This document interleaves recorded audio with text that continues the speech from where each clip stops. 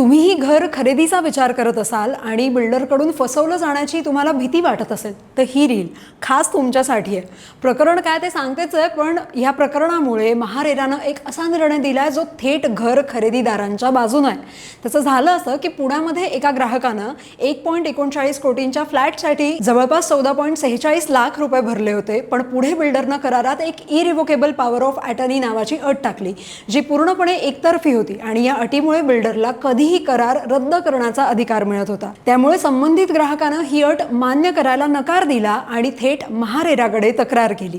आता या प्रकरणावरती निकाल देताना महारेरानं स्पष्ट सांगितलंय की ही अट पूर्णपणे एकतर्फी आणि ग्राहक संरक्षण कायद्याच्या विरोधात आहे.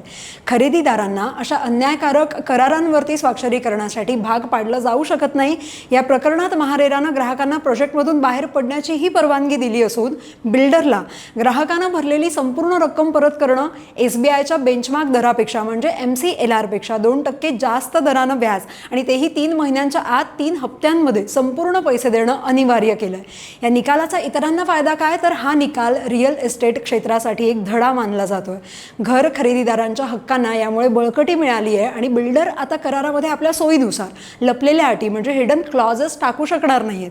थोडक्यात आपले हक्क कायद्यानं सुरक्षितच आहेत, पण त्यासाठी आपल्यालाही घर घेताना करार नीट वाचणं आणि समजणं गरजेचं आहे. या निर्णयाविषयी तुमचं मत कमेंट करून सांगा आणि फॉलो करा लगावबत्ती.